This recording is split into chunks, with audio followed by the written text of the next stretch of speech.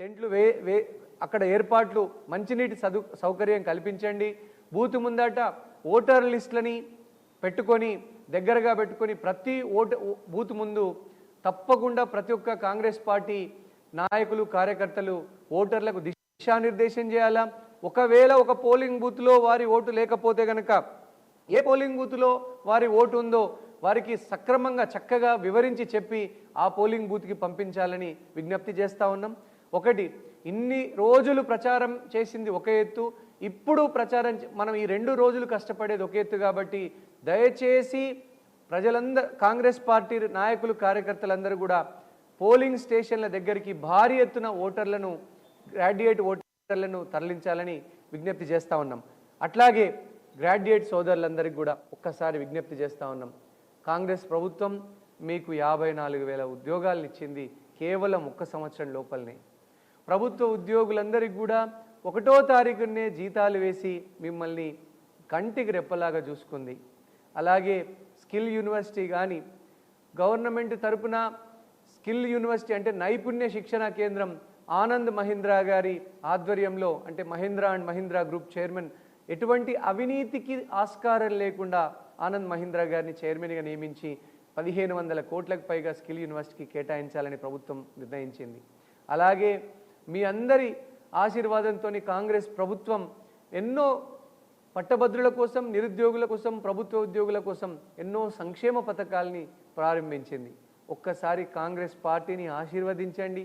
మేమంతా కూడా సవినయంగా అడుగుతా ఉన్నాం. మీరు 10 సంవత్సరాల బీఆర్ఎస్ పాలనీ గ్రాడ్యుయేట్లు అందరూ చూసిండ్రు.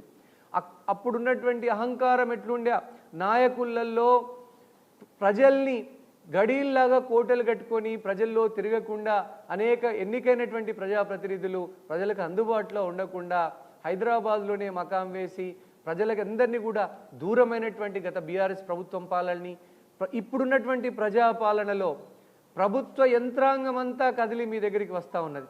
అప్పుడు వినతి పత్రం తీసుకోవడానికి ఒక మనిషి లేకుండే, ఇప్పుడు మంత్రులే, సీఎం గారే, ఎమ్మెల్సీలే, ఎమ్మెల్యేలే మీ ఇంటి దగ్గరికి వచ్చి, మీ గ్రామం దగ్గరికి వచ్చి ప్రజాపాలన కింద మీ దగ్గర నుంచి దరఖాస్తులు తీసుకుంటున్నారు.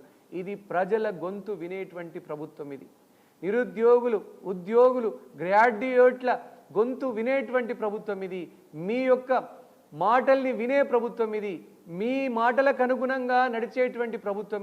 ఇది ప్రజా ప్రభుత్వం. మీ అందరూ కూడా ఆశీర్వాదం పెట్టండి. గత గడిల పాలనకి ఇప్పుడున్నటువంటి ప్రజాపాలనకి మీరు వ్యత్యాసం చూసిండ్రు. మిమ్మల్ని అందరినీ మేము మనస్ఫూర్తిగా సవినయంగా కోరుకుంటా ఉన్నాం. మీరు ఎప్పుడైనా చూడండి, కాంగ్రెస్ ప్రభుత్వం అంటేనే గరీబోళ్ళ ప్రభుత్వం కింద గరీబోళ్లకు ఎస్సీ, ఎస్టీ, బీసీ, మైనారిటీల సంక్షేమమే ధ్యేయంగా పనిచేసేటువంటి ప్రభుత్వం కాంగ్రెస్ ప్రభుత్వం. మీరు ఒక్కసారి గ్రాడ్యుయేట్ ఎలక్షన్లలో మాకు ఖచ్చితంగా మా ప్రభుత్వానికి ఆశీర్వాదం పెట్టమని, అండగా నిలబడమని, బలమైనటువంటి మద్దతుని ప్రకటించమని కోరుతా ఉన్నాము. నరేందర్ రెడ్డి గారు గ్రాడ్యుయేట్లకు ప్రభుత్వానికి మధ్యగా వారధిగా నిలబడతారు. ఆ తర్వాత మరిన్ని పథకాల్ని ప్రభుత్వం ప్రవేశపెట్టే విధంగా తప్పకుండా కృషి చేస్తారని ఈ సందర్భంగా ఆదిలాబాద్ అసెంబ్లీ పార్లమెంటు పరిధిలో ఉన్నటువంటి గ్రాడ్యుయేట్ ఓటర్లకి విజ్ఞప్తి చేస్తూ ఉన్నాము. మీ అందరూ కూడా ఆశీర్వాదాన్ని కోరుకుంటూ సెలవు తీసుకుంటా ఉన్నాము. ఇప్పుడు పెద్దలు మాజీ కేంద్ర మంత్రి, హ్యాట్రిక్ ఎంపీ,